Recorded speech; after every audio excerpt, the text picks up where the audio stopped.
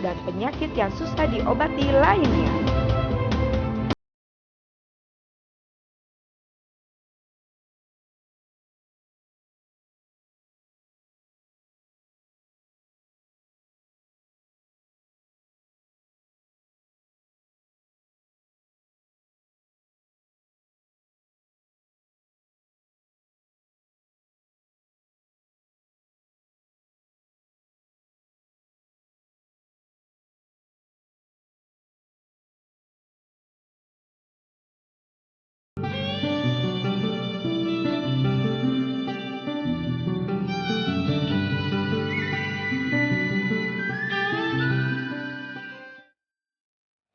Pemirsa TVRI Kepri yang dirahmati Allah Subhanahu wa taala, kembali kita melanjutkan pembahasan kita tentang hikmah dari Isra dan Mi'rajnya Nabi besar Muhammad sallallahu alaihi wasallam. Jadi Ustaz, menarik sekali Ustaz. Tadi kita sudah membahas sedikit tentang hikmah atau tujuan dari Isra dan Mi'raj itu terhadap diri Nabi Muhammad SAW itu sendiri, Ustaz. Ya. Dan sekarang bagaimana hikmah itu terhadap umat Nabi Muhammad SAW?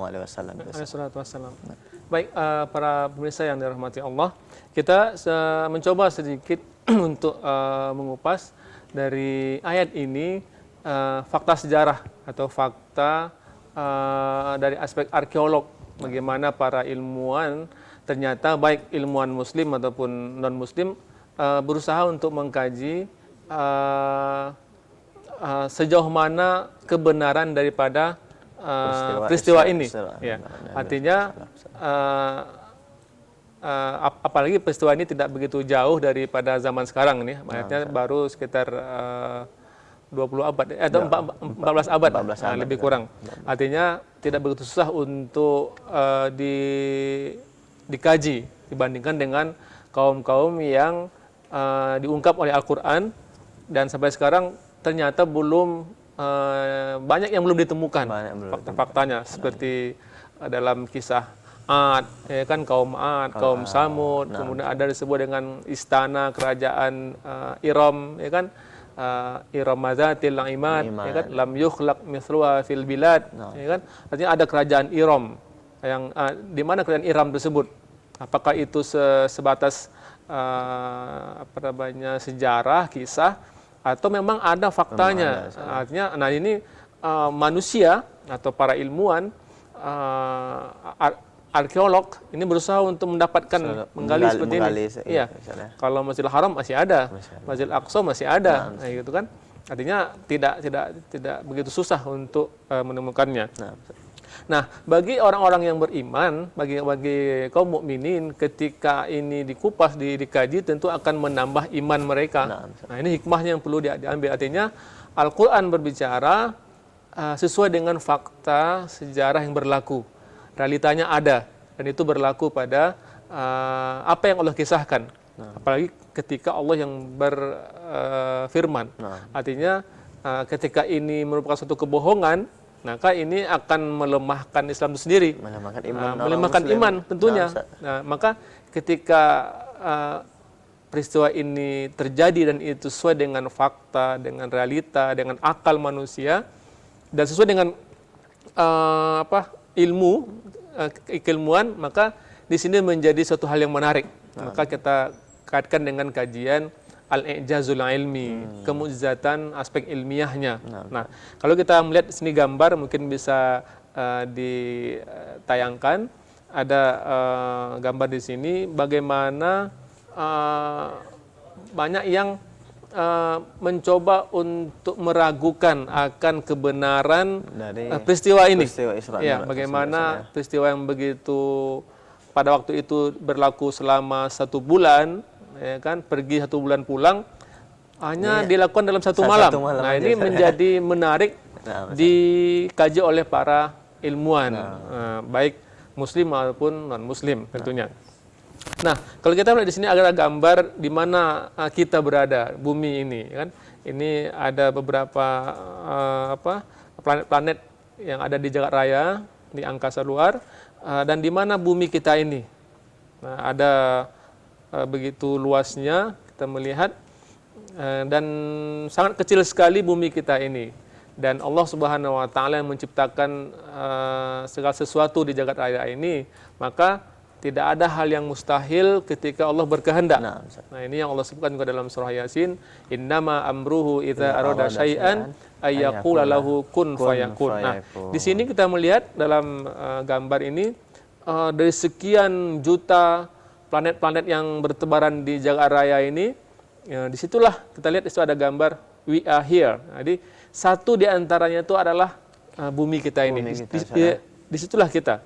Jadi sungguh luar biasa, jadi, artinya ini tidak terhalang dari harian atau malam atau siang, karena ini sudah hal yang sangat kecil sekali antara Masjidil Haram ke Masjidil Aqsa, kemudian menuju Allah di langit yang ke-7, ya kan gitu. Atau Sidratul Muntaha, di atas lagi daripada Baitul Ma'mur. Nah, ini kalau kita melihat dalam beberapa riwayat hadis, Rasulullah menyebutkan tentang bagaimana Rasulullah bertemu dengan Nabi Adam pada langit pertama, kemudian Nabi Isa, Nabi Yahya, Nabi Idris, Nabi Yusuf, Nabi Harun, Nabi Musa, Nabi Ibrahim terakhir ke Baitul Ma'mur dan ke Sidratul Muntaha dalam menjemput kewajiban sholat. Nah, ini semua bukanlah perkara yang susah, yang sukar. Memang akal manusia dari kelompok-kelompok rasionalis ya, dan orientalis, modernis, tentu mereka tidak akan mengimani ini. Seperti para ilmuwan orientalis Gustav Le Bon umpamanya, Auguste Comte atau Goldziher, ini mereka-mereka yang mengingkari akan seperti ini, perkara-perkara gaib, mukjizat, ini pasti akan mengingkarinya. Itu karena di luar akal pemikiran mereka, Ustaz, ya. Pasti ini sangat tidak mereka imani ya. Itu terserah mereka. Tapi ketika kita melihat bagaimana kecilnya bumi kita ini di hadapan Allah Subhanahu wa taala, maka peristiwa seperti ini bukanlah perkara yang sukar ya. Innama amruhu idza arada syai'an ayyaqula kun fayakun. Ini sudah tidak terbatas lagi dengan malam, dengan siang, dengan hari, dengan bulan, dengan tahun. Jadi perkara yang sangat mudah bagi Allah Subhanahu wa taala. Maka bumi kita ini kecil di antara jutaan planet-planet yang bertebaran di jagat raya ini. Nah, ini mungkin perkara yang menjadi pembahasan kalangan ilmuwan. Nah, maka para ilmuwan Muslim, para mengangkat hal ini sebagai al-i'jaz al-ilmi. Artinya Rasulullah diberi kemukjizatan yang artinya sesuatu yang sangat luar biasa, yang itu bukanlah perkara yang di luar akal manusia untuk memahaminya. Nah, akal yang diikuti dengan keimanan maka akan mudah untuk menerimanya. Tapi kalau akal saja hanya bersandar kepada akal dan bersandar kepada materi yang nampak saja, tentu mereka tidak akan menerima. Nah, hal seperti ini bagi ilmuwan Muslim sangat masuk akal. Artinya sudah hal yang bisa. Karena beberapa riwayat menyebutkan bahwasanya perjalanan Rasulullah ini dengan kendaraan burak, ya kan? Burak itu kan dari kata barkun, kilat. Artinya kendaraan disebut dalam sebuah riwayat menyebutkan lebih besar daripada keledai dan lebih kecil daripada kuda. Artinya dan kecepatannya itu sekedip mata memandang ya, secepat itulah. Artinya di sini sudah menggunakan unsur kecepatan cahaya. Nah, kecepatan cahaya ini juga menjadi pembahasan para ilmuwan. Artinya kecepatan cahaya ini juga berlaku pada apa saja. Jadi kalaulah cahaya itu menjadi pembahasan manusia, maka Allah lebih dari itu pun mampu untuk melakukan perjalanan kepada kekasihnya, yaitu Rasulullah Shallallahu Alaihi Wasallam. Ya, kira itu mungkin diantara hikmah bagi manusia ya. Artinya manusia yang tidak beriman dengan seperti ini, ilmiah membuktikan seperti ini, maka berimanlah. Nah, ini wadah mereka untuk mengimani peristiwa yang Allah abadikan tentang perjalanan yang sangat luar biasa. Tidak hanya sebatas sejarah begitu saja, tapi dia memberikan atau yang bernilai keilmuan, bernilai keimanan. Nah, maka mereka-mereka yang di kajian keilmiahan maka harus mengimani hal seperti ini. Karena ilmu juga telah membuktikan, telah menguatkan akan peristiwa ini bukanlah perkara yang dongengan belaka, tapi dia sesuatu yang real terjadi, dan itu bukanlah perkara yang tidak masuk akal sama sekali. Artinya akal manusia yang beriman pasti akan menerimanya. Ya. Jadi menarik sekali Ustaz ya. Jadi sudah kita tahu bagaimana ataupun apa sebenarnya hikmah dari Isra Mi'raj ini bagi hamba ataupun umat Nabi Muhammad SAW itu sendiri Ustaz. Ya. Jadi tadi kita sudah menyinggung sedikit masalah i'jazul ilmi dari kejadian Isra dan Mi'raj Rasulullah SAW. Ya. Mungkin kita lebih mengkaji Ustaz, mendalami tentang i'jazul ilmi dari kejadian Isra dan Mi'raj tersebut Ustaz. Mungkin bisa dijelaskan lebih rinci lagi Ustaz. Ya. Mungkin sebagai tambahan pada penjelasan daripada peristiwa ini, nah ini mungkin yang jarang diungkap oleh para pendai ya, para ustadz. Bagaimana hal seperti ini itu harus menjadi bahan atau materi yang perlu disampaikan, sehingga ada hal-hal yang baru yang menarik dari pembahasan Al-Quran itu sendiri. Artinya Allah sudah menyebut dalam Al-Quran, wa in kuntum fi raibim mimma nazzalna ala abdina fa'tu bi suratin min mithlihi wad'u syuhada'akum min dunillahi in kuntum shadiqin. Ini bentuk mukjizat. Artinya mukjizat yang ada sifat tahaddi, sifat memberikan tantangan. Buatkan ayat yang sama dengan Al-Quran. Nah, coba buatkan juga peristiwa yang sama dengan peristiwa seperti ini. Artinya ini peristiwa yang di dalamnya itu ada nilai kemukjizatan. Artinya aspek ilmiahnya itu dapat diterima oleh kalangan ilmuwan yang mengkaji tentang masalah kemukjizatan ilmiah Al-Quran itu sendiri. Apapun yang Allah sampaikan dalam Al-Quran. Bukan sebatas dongengan atau cerita belaka, tapi fakta empirisnya itu ada dan diterima oleh kalangan ilmuwan. Itu seperti itu. Seperti itu mungkin. Jadi menarik sekali Ustaz ya. Jadi mungkin kita bisa lanjut lagi Ustaz, bagaimana sebenarnya tanggapan dari umat manusia tatkala terjadi Isra dan Mi'raj ini Ustaz. Kadang-kadang ada yang mengatakan mana mungkin bisa terjadi hal seperti ini pada diri seorang manusia, bisa terbang ke atas langit itu Ustaz ya. Bahkan sampai ke Sidratul Muntaha. Iya, betul. Ya, tanggapan orang-orang atau manusia baik zaman Rasulullah, ketika peristiwa ini terjadi kepada Rasulullah itu dengan zaman sekarang juga sama. Artinya masih banyak juga kalangan Muslim sendiri yang belum bisa menerima akan peristiwa ini. Artinya dengan berbagai macam alasan lah, dengan menaiknya ke langit pertama, kemudian dengan ruang hampa udara, itu tidak mungkin manusia itu tidak menggunakan alat, ya kan, atau pakaian dan sebagainya. Itu bisa hal-hal yang biasa terjadi. Artinya hal-hal yang memang selalu mereka lontarkan. Bahkan kita katakan tadi dari kalangan ilmuwan muslim pun juga seperti itu kan. Artinya mereka yang hanya sebatas ilmu saja tanpa dibarengi dengan keimanan. Artinya perlu ada keimanan yang membarengi ilmu. Nah, ilmu dan iman itu sejalan dia. Sehingga apa yang Allah sampaikan itu dapat diterima. Maka apa yang berlaku pada Al-Mut'im ibnu Adi itu juga sekarang juga banyak orang seperti itu. Ya, sangat banyak sekali. Maka ada 3 golongan manusia dalam dalam membaca ataupun menyikapi peristiwa seperti ini. Ada yang mereka yang beriman, mudah-mudahan kita termasuk orang-orang yang mengimaninya, bahwa hal ini memang sudah menjadi kehendak Allah untuk melakukan perjalanan ini. Artinya dengan peristiwa ini bertambahlah iman mereka. Maka ketika dibacaan Al-Quran pun bertambah iman kita kan. Alladzina idza dzukirallahu wajilat qulubuhum, ya kan? Wa idza tuliyat alaihim ayatuhu zadatuhum imana. Ketika dibacakan Al-Quran, ketika diberikan penjelasan, ketika diberikan suatu peristiwa, mereka tidak mengingkarinya, justru bertambah zadatuhum imana, tambah iman. Bertambah iman mereka. Ya. Nah, ini gunanya kita untuk saling bertawasau kan, nambah iman.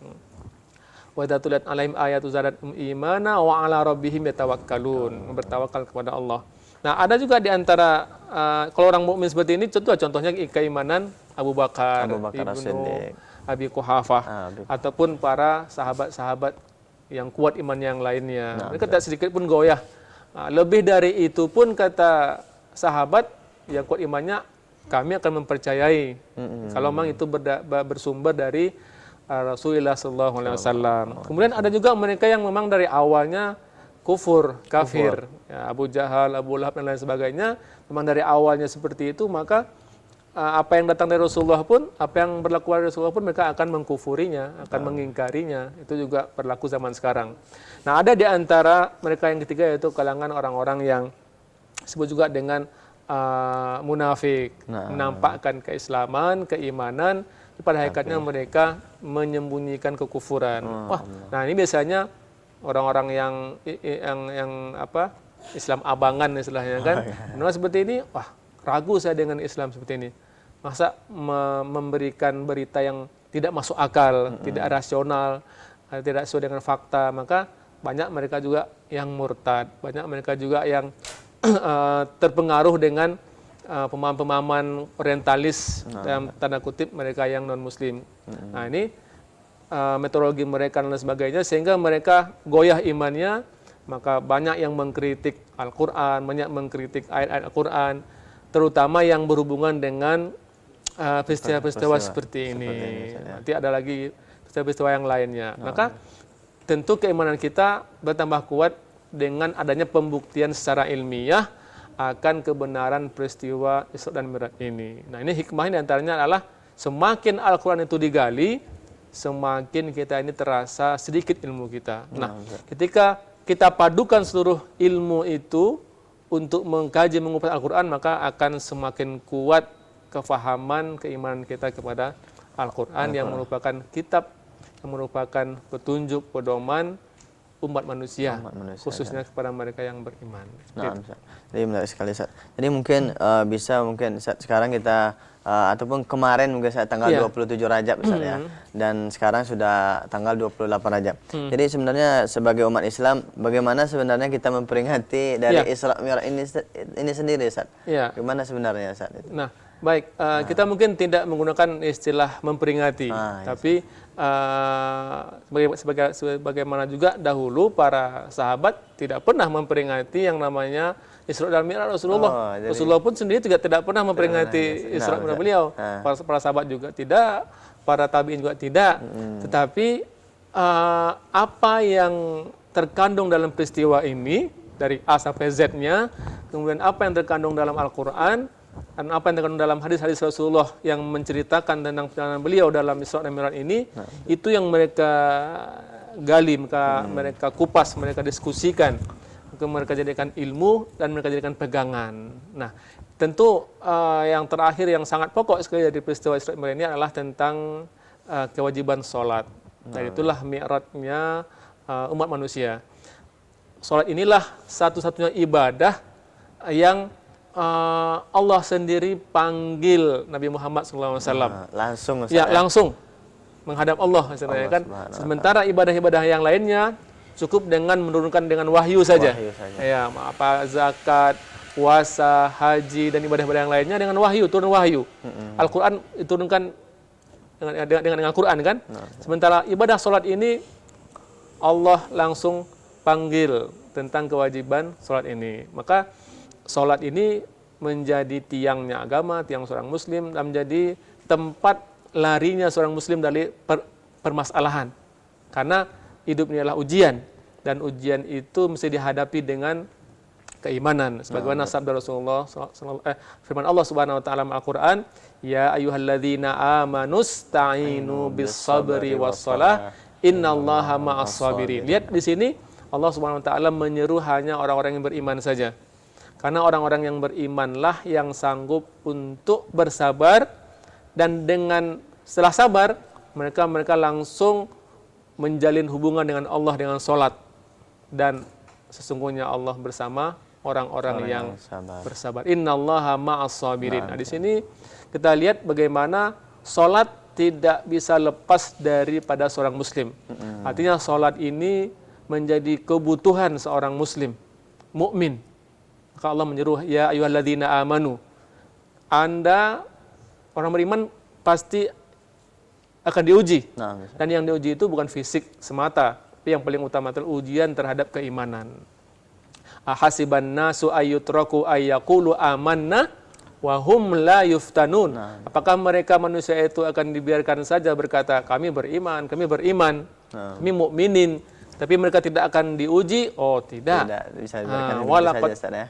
Wa hum la yuftanun, tidak akan diuji. Walaqad fatanna alladzina min qablihim. Sungguh orang-orang yang sebelum ini mengaku beriman sudah terlebih dahulu diuji. Rasulullah beriman diuji. Abu Bakar beriman diuji. Maka kita mengaku beriman, siap-siaplah diuji. Maka ketika diuji oleh Allah, langkah pertama adalah sabar, dan setelah itu salat.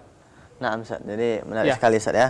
Mungkin terakhir, Ustaz, dari sebenarnya apa kesimpulan dari hikmah dari Isra dan Mi'raj Nabi Muhammad SAW ini untuk pemirsa di rumah, Ustaz? Ya, baik. Terakhir kita katakan bahwasanya Al-Qur'anul Karim dan peristiwa yang terjadi pada Rasulullah SAW dari beliau sebelum lahir, ketika kecil dan sampai akhir hayatnya tidak akan lepas untuk diambil ibrah ataupun pelajaran, ad-durus, mustafadah, ya kan, dari pengajaran dari kehidupan beliau. Tidak ada yang tidak bisa diambil, dipetik hikmahnya.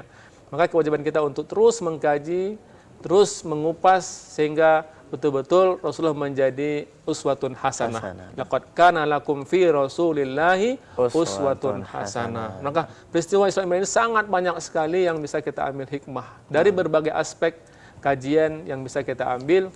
Tujuannya adalah untuk menambah, mengokohkan keimanan kita kepada Allah Subhanahu wa taala. Allahu a'lam. Nah, Ustaz, terima kasih, Ustaz.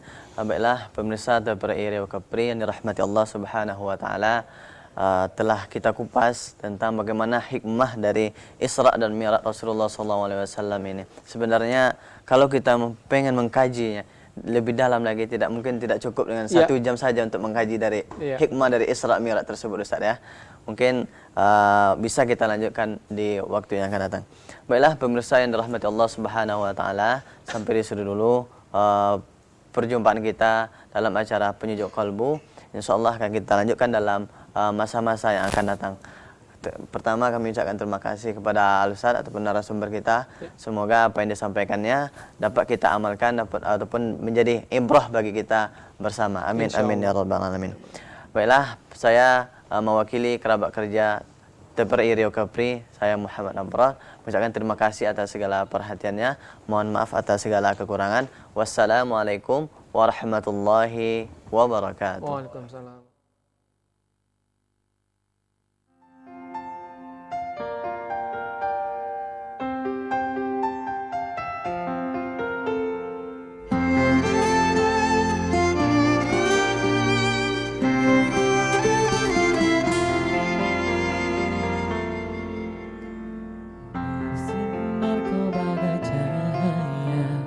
Selalu beriku penerangan, selembut cinta kasih-Mu. selalu ku rasa dalam suka dan duka. Kaulah ibuku, cinta kasihku, terima kasihku takkan pernah terhenti. Kau bagai matahari yang selalu bersinar, sinari hidupku dengan kehangatan.